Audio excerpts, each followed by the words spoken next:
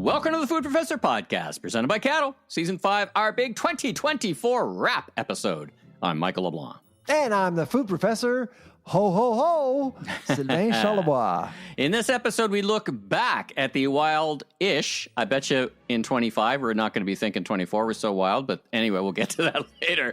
A wild-ish ride in 2024, highlight the top of food news of the year. So, Van, it's been a kind of a slow news week, so we really had to work hard to come up with the last few items in our news section, yeah? Can I take a deep breath now? Can we take a deep breath? Please. Oh, my goodness. Seriously, on Monday, the bomb, then, of course, no reaction, and it's like people are still waiting to exhale. Waiting for the prime minister to say something, anything. He's not going to be saying anything until after Christmas.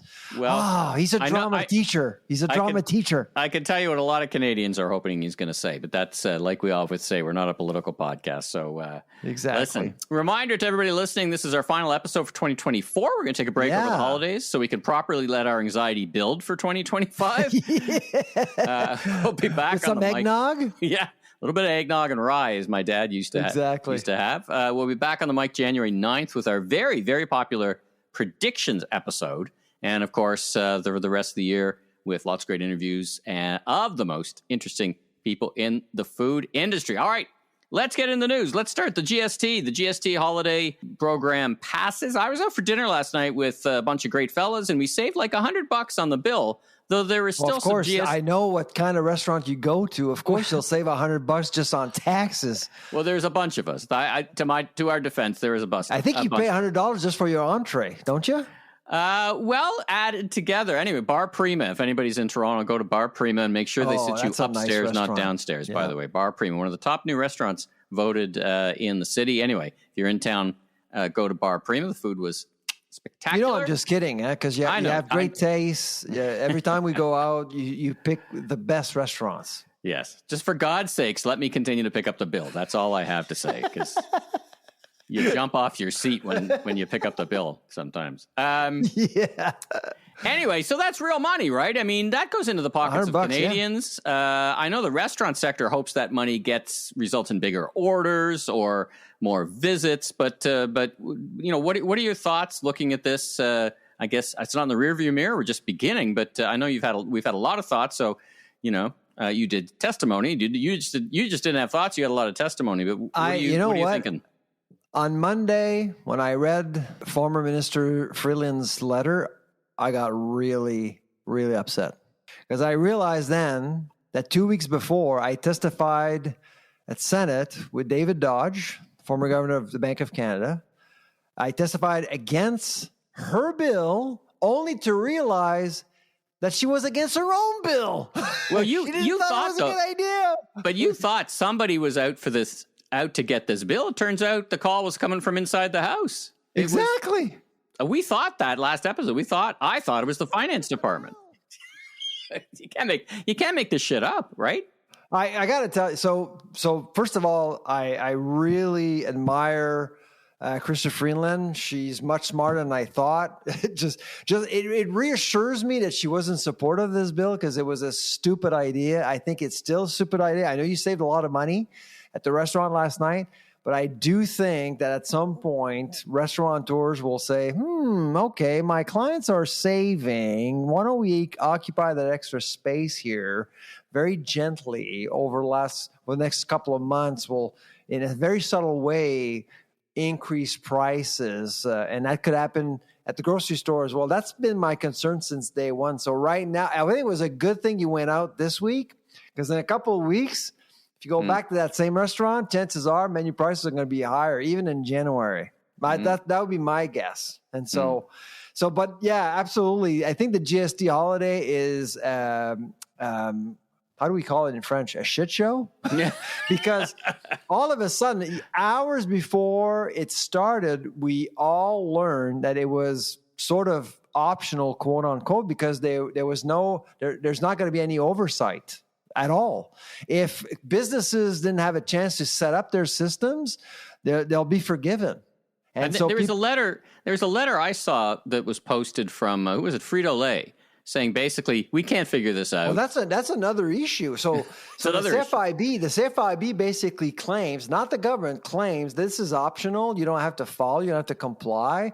Just tell your customers to go and get their money from the CRA. Stupid. And now, of course, we were learning from PepsiCo Canada up the food chain. We were hearing from CPG companies. And by the way, PepsiCo is not the only company.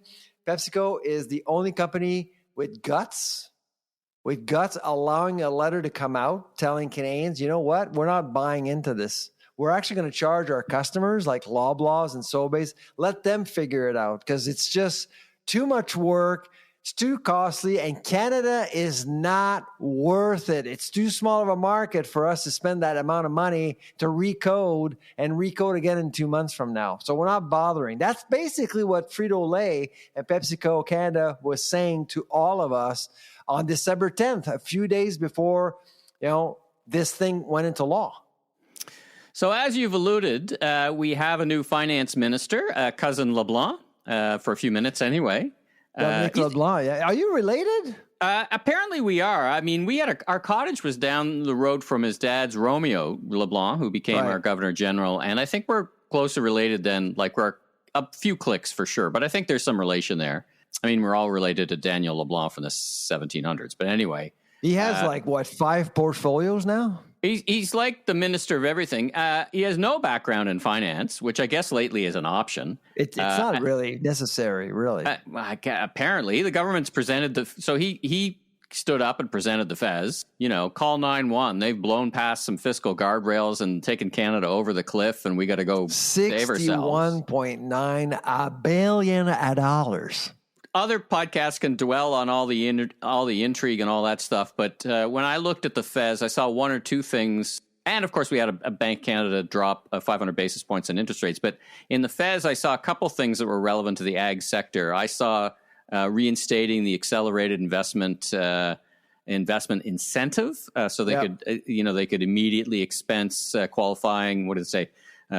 Materials acquired or property acquired after January 21st. That seems good, as we're always advocating for manufacturers to invest in capital and machine and automation. That seems good.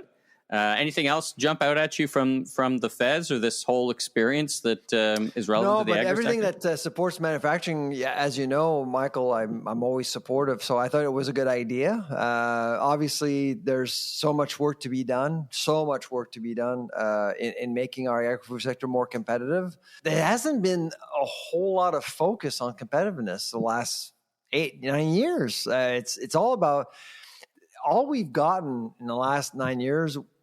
Were retail politics, things that were relatable to consumers, but it doesn't necessarily help competitiveness. So I'm hoping that at some point we'll turn around and focus more on, how to make sure that that the industry can invest more in automation, train labor, making sure that there's less red tape. All the stuff that we're going to be seeing in the U.S. over the next 4 years, by the way.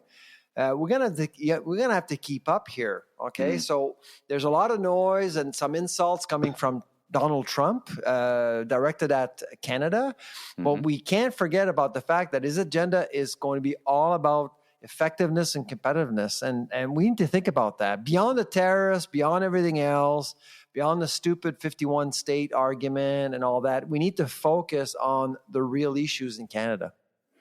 Well, it's a great point because it's quite infuriating. I would ignore it, this whole 51st state stuff, if I didn't think there was thousands of people who now are thinking about that because his base is energized with something. It's on Fox News. It's you got to take this stuff seriously. The reason why every day now he's tweeting against Canada, insulting Canadians, is because he knows that we're paying attention. Well, he did, of course, insult our former Deputy Prime Minister and Finance Minister, Chrystia Freeland, which tells me I like her even more, by the way. Just so when he insults people, it's because he knows he got out-negotiated on the last trade agreement that he signed with her. That trade deal, I don't care what your thoughts are about Freeland or Trudeau. That if you look at the numbers and agri-food trade, Canada is killing it right now.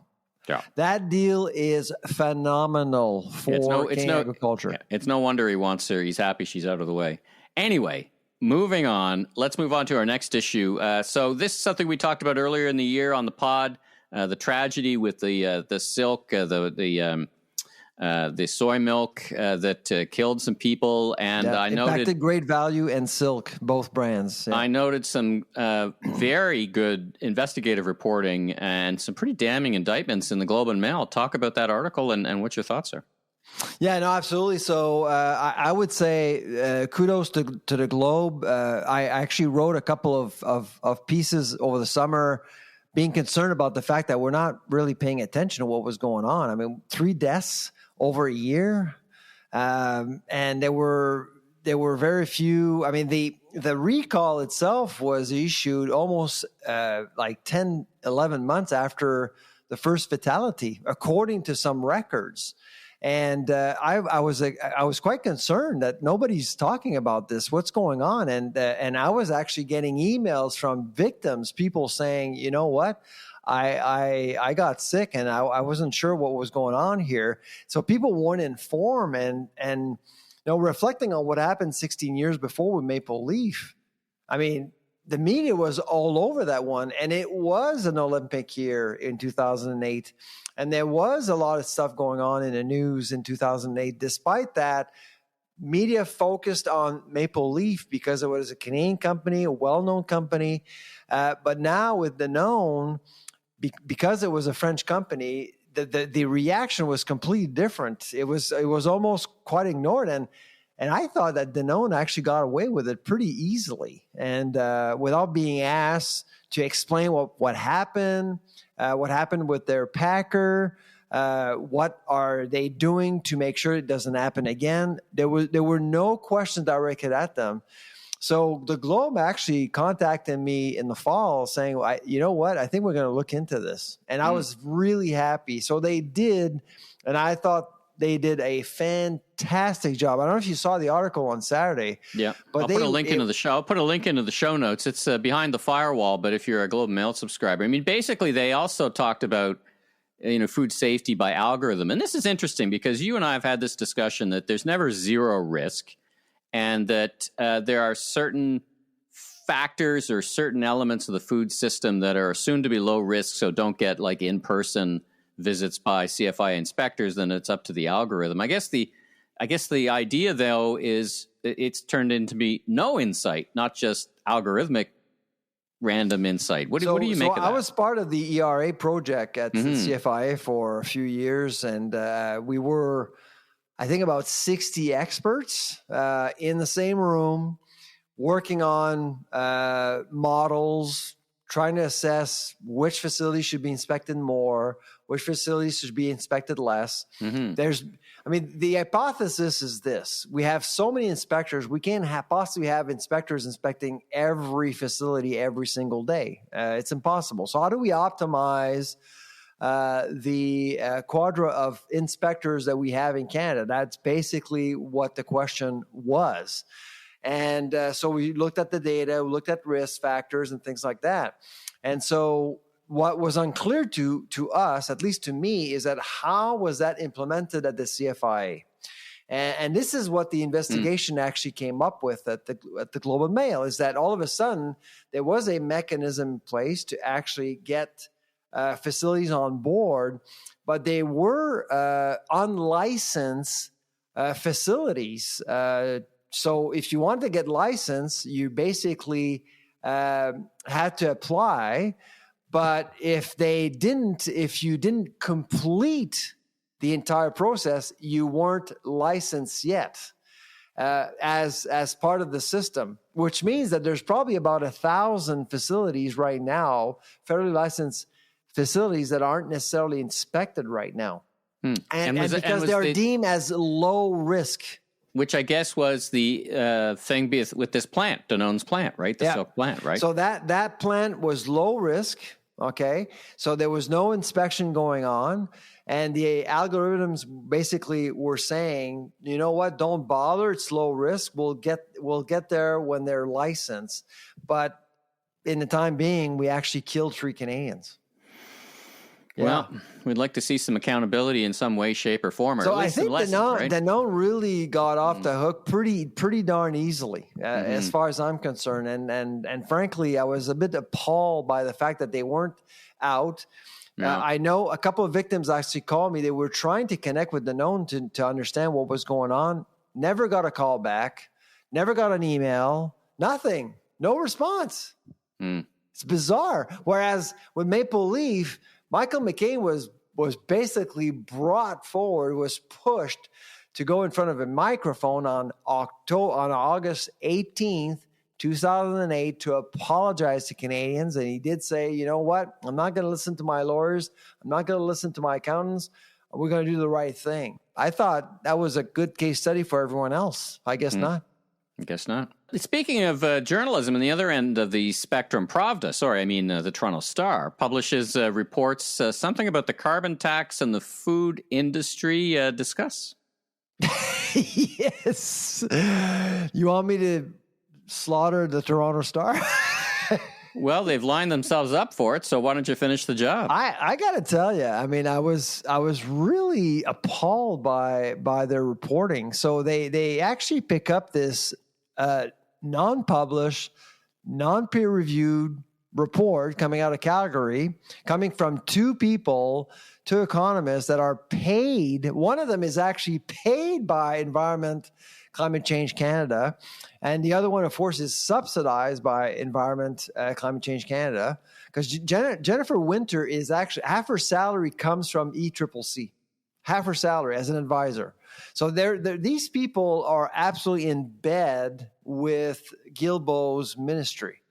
Anyways, they actually publish this report suggesting that retail prices aren't impacted by carbon pricing or the carbon tax, which again is a flawed hypothesis. You can't, and this is the work that we've done on the carbon tax, 2 papers, peer-reviewed, published, plus in January, as a special editor to Trends, 11 more papers are going to be published, none of them supported by Environment CCC.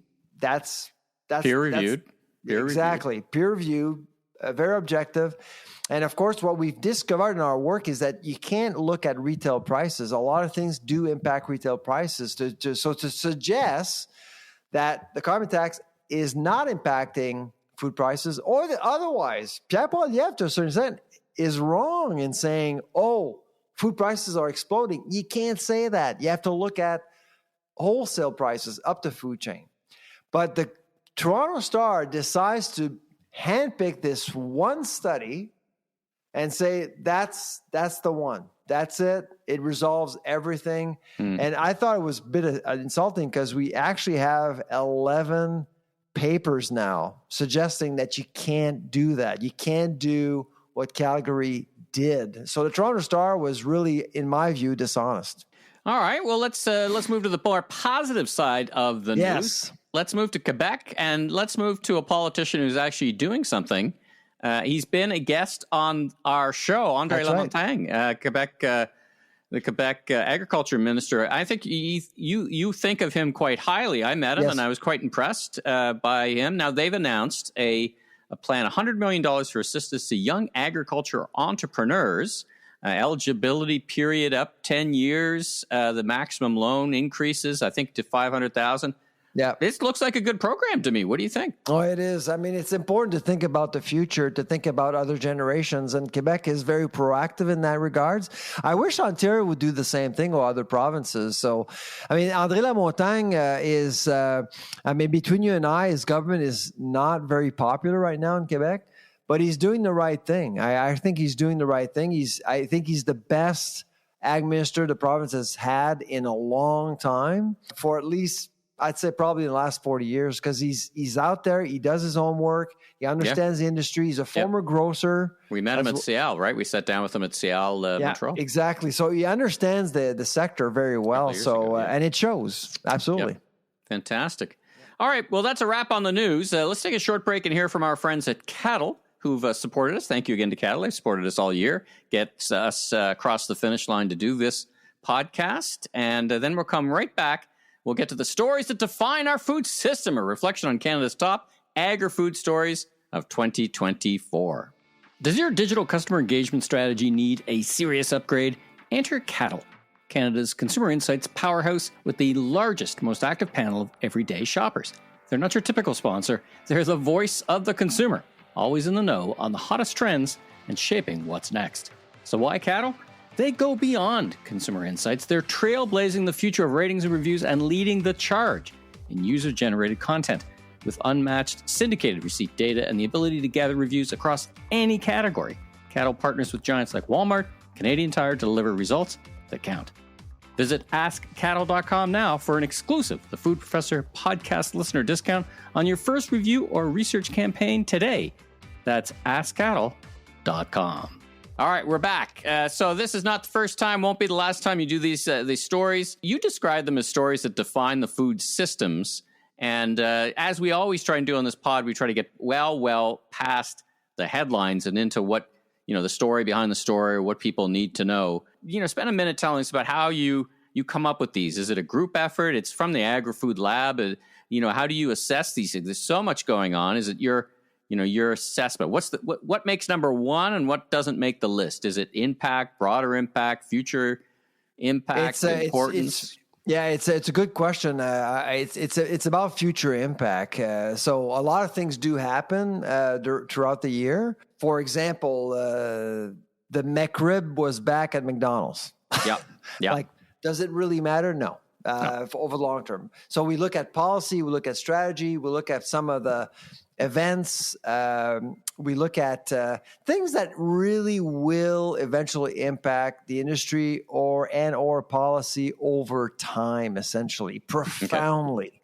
Okay. And events or things that have actually marked the year that we've talked a lot about extensively, whether it's on our podcast or in the news. But social media, yeah. The one thing that I have noticed this year, though, is that I thought there were a lot of things that should have been talked about way more in the media, but weren't talked about, that were, I think, newsworthy. But they didn't make the list. They just made it as an item to be mentioned, essentially. So, yeah, I think you put into that. By the way, I think that's going to get worse next year. This is the other problem. There's so much noise. I mean, that's the point, right? You just create a lot of noise. Exactly. That's why, listeners, you need to tune in to the Food Professor podcast, because we get past the noise and tell you what you need to pay attention to as well.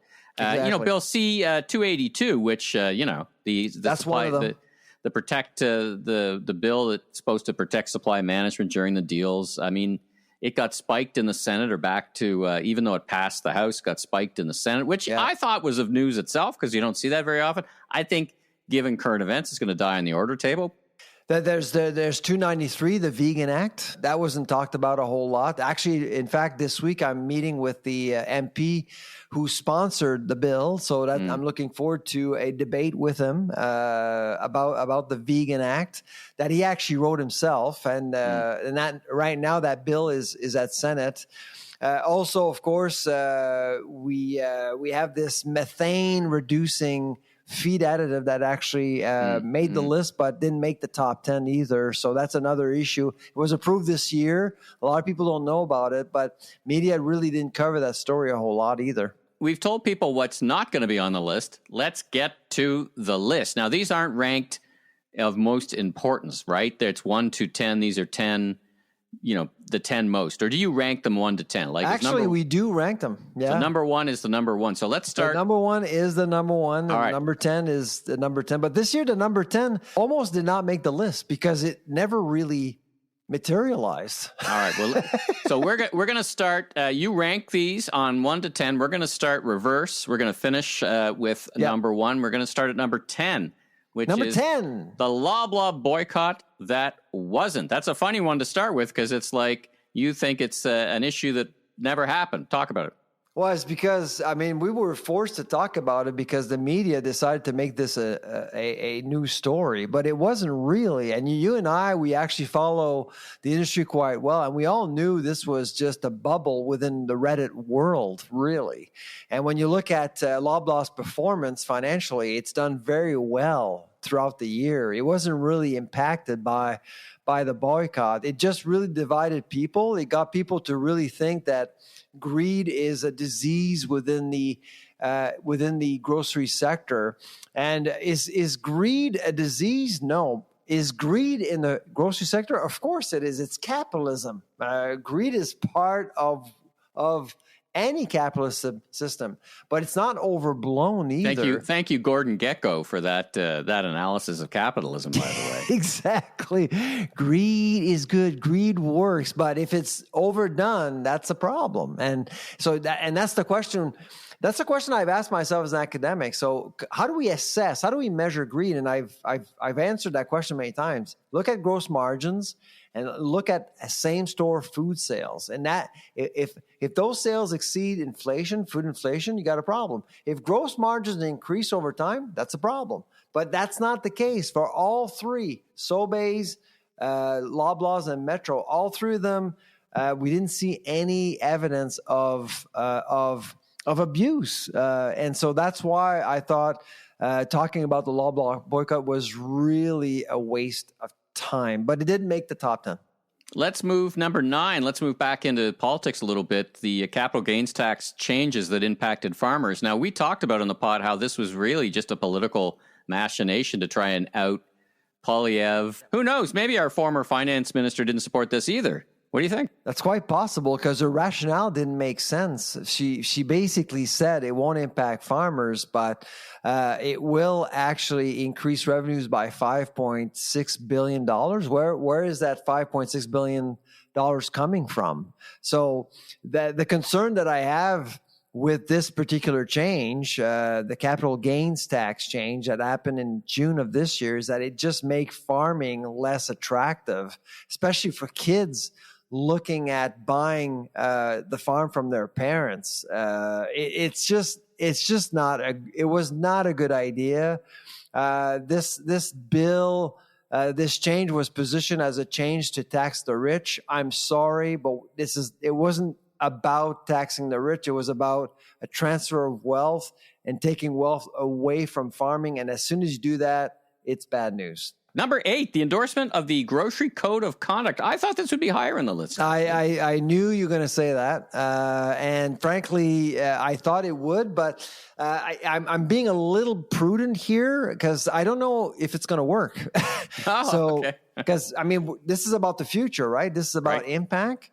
And so I think that this is good news. The fact that all 5 of them endorsed the Code of Conduct is something that I never was expecting at all in my life, but it did happen in 2024. So I'm hopeful that it's going to work in 2025, but only time will tell. All right. This one I think I flagged this one to you early on, even before 2024, which is the GLP-1 drugs and the impact of Ozempic. And I think we're just starting to see. I think it just got approved in Canada as a secondary use weight loss drug. Exactly. It's got. I think this is again. I would if my criteria is impact on the future. I think this one's pretty high too. It certainly deserves to be on the list. Yeah, absolutely. Well, the reason why it made the list this year is because of the Oprah moment in February. If you remember, she was on the board of Weight Watchers, and she basically left and stating that she was actually on a GLP. She was actually using a GLP-1 medication, and that's when the Weight Watchers stock just dived, if you remember, and it got people to think. And this year, we also had chats with different CPG companies, and I won't tell you which one, but I can tell the food industry is watching this phenomena very closely, and it's only going to build up in years to come while the number of people using a GLP-1 drug is going to increase in both Canada, the U.S., and abroad. Now, this one, the GST holiday debate or fiasco or chaos. I was wondering why this one is on the list, because it's kind of, even though it rolls over into 2025, you're thinking it has broader implications. Talk about inflation. Yeah, because again, I'm thinking about opportunity pricing. So the GST holiday debate was was a good one, but the temporary nature of the policy was really a bad idea. And I've said that at Senate. Make this a permanent cut, then I think I wouldn't be as concerned because it's temporary. The legacy of that holiday will likely be long lasting because I'm expecting higher prices as a result, unfortunately, in both food service and retail. Number 5, record food recalls. I thought it was a little higher than usual, but is it really a record this year? Because a lot of people worse. think it is a record year, but it's actually number 4. Number 4 of all years. Top 5. Top 5. Yeah. So but the thing, I think what happened this year is that food recalls impacted high volume products, and people paid attention to those products. They didn't pay. Well, we heard about the silk recall, but it wasn't really, in my view, not covered well. But we did hear about the bakery situation with foreign objects. And it did attract a lot of attention. People all of a sudden realized, oh my God, you can actually have foreign objects in food now. And people didn't know that you can do that. And I felt that people just were asking a lot of questions about food recalls, much more so than before. But my guess, by the time we're done with this year, 2024 will be the third year in terms of the record number of recalls. The number one year was 2019. So is this a trend? I guess it just gets back to the first part of the podcast. And kind of a follow-up question is, these things come and go. They're kind of sporadic. But are you seeing a more troubling trend in this? Not really. I do think that our food safety culture is pretty strong in Canada in both industry and with consumers. Consumers are expecting a whole lot. But I've been to plants. I'm actually visiting another plant over the holidays in Quebec. And to be honest, I think our industry is doing a pretty good job maintaining risks as low as possible.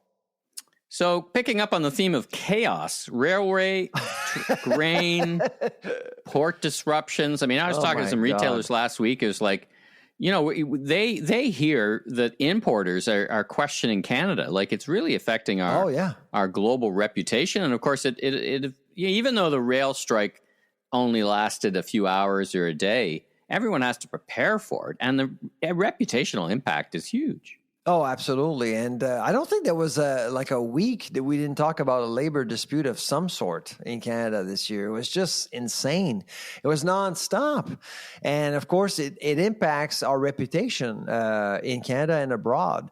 So certainly concerned about that. And of course, it forces companies to look at other options. And as soon as you do that, it tends to cost more. Yep. You have to forward buy. I mean, there's so much going on here. People don't realize that the uncertainty brought forward by these disruptions or potential disruptions comes at a cost. And so, and this is something that it's going to be, I think it's an ongoing issue. We haven't resolved anything in 2024.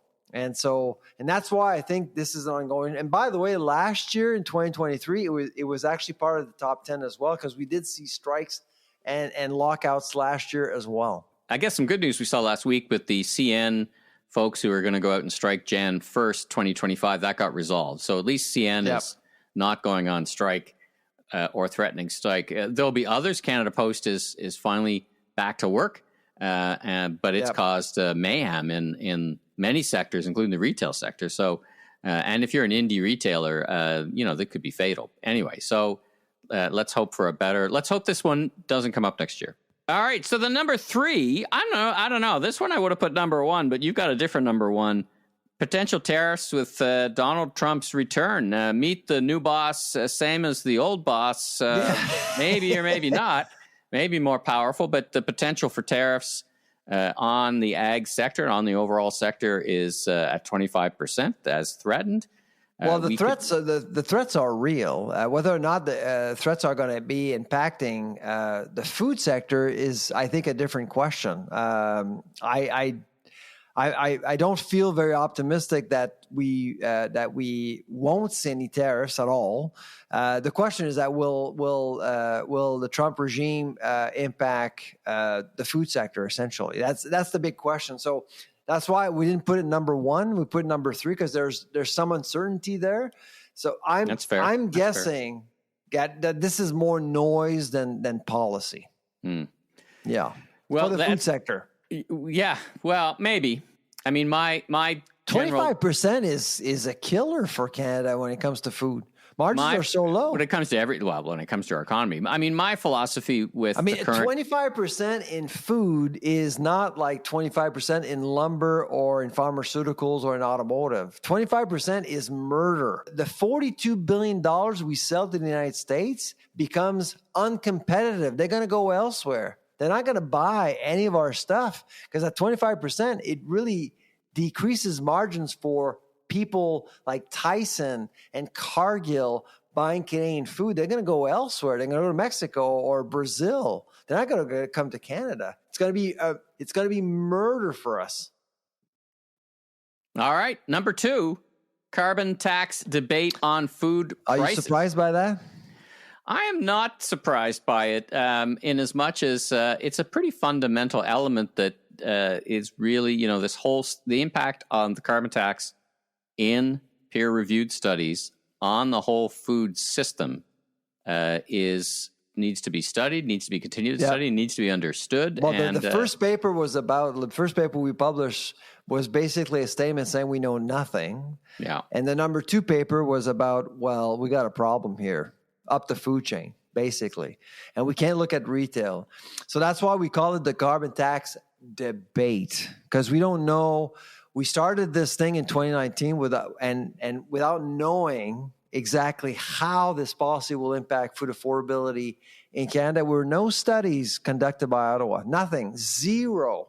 And I was totally irresponsible. And so I'm hoping that in 2025 we'll see more clarity there, and perhaps we'll see a more informed public discourse around carbon markets. I do believe that we need to continue to decarbonize the agri-food economy, but is the carbon tax the better way to do this? I don't believe it. I actually do think that there are other ways to do it. All right, drum roll, please. So the number 1 story of the year, food story of the year in 2024 was, unfortunately, the record number of food bank visits.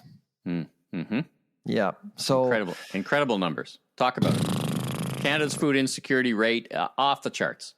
Yeah, 22.9%. Over 2 million Canadians are visiting food banks every month. How can you not put that as the number 1 story? I mean, it was just so, it's not real. I mean, for a lot of Canadians, I suspect it doesn't feel real, but it's happening here in Canada.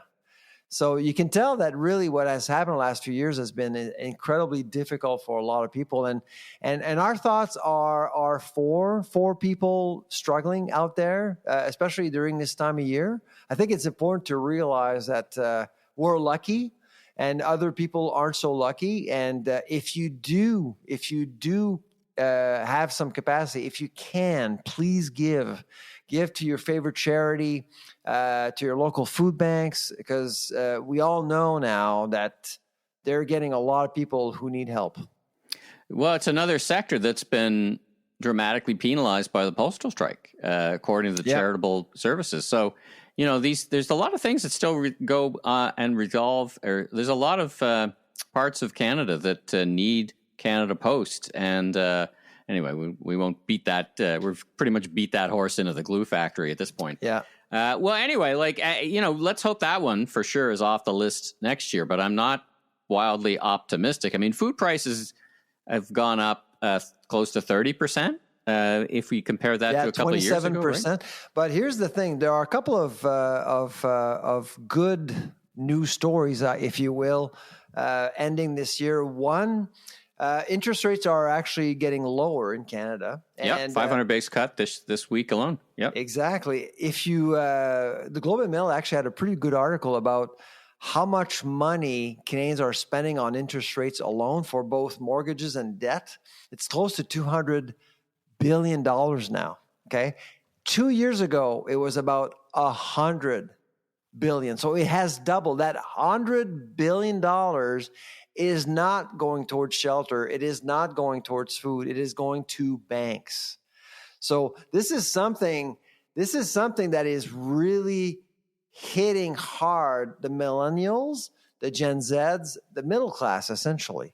Yeah. And so that money is going to banks, but because of lower interest rates, there's going to be less money going to banks, and people will show up with more money in their pockets. And the other thing that we should recognize in 2024 is that wage increases have outpaced food inflation and inflation in general for the first time in many years. So wages are catching up, helping Canadians. I think listening to Jim Stanford, he would say that, but I think that's the trouble with averages. You know what Jim Stanford would say? You want to make more money? Join a freaking union. Well, you see, this is it. The wages are keeping up for a certain percentage of the population. This gets to the whole K economy. There's a percentage of the population at the bottom where they're absolutely not keeping up. And these are the people probably lining up at food banks, because if they were keeping up, they wouldn't be at food banks, right? Exactly. Yeah. Well, so anyways, our thoughts are with them for sure. Donate to your local food bank. It's a good place to, a lot of food banks now. We've had food banks on the pod. He said, don't give us food, give us money. And we'll buy the right food, and shout out to all the grocers and all the people in the food systems who spend and give millions and millions, tens of millions of dollars to all of the grocers. This is the one thing that comes up a lot, because I talk a lot about food banks during my days, and reporters often say, "Well, what can grocers do to help people?" Well, talk to any food banks; they'll tell you their best partners are likely the grocers. Yeah, they're backing up 53-foot trailers. That's what they're doing. It's funny how that story doesn't brag enough about it. It's funny how that story doesn't get out, eh? I know. I think that's a double-edged sword for them. If they brag about it, I think there's a current, maybe it's the Reddit crew that thinks that they're just, they're being overpricing things. Or they're deflecting, or they're doing the shiny object. I think the good news, millions. The good news here, the Reddit people are going to fade away. They're going to understand that. Well, they're going to move on. They're going to move on. They're going to move on. They got other issues. Well, listen, speaking about moving on, that's the show. I need to ask you a question. Go ahead. Did you agree with our top 10 list? I did. At first I questioned number one, because I'm very focused on the U.S. For the future. I can understand that. I think it is the most important issue we have as a country. Both how we deal with it internally, what happens south of the border.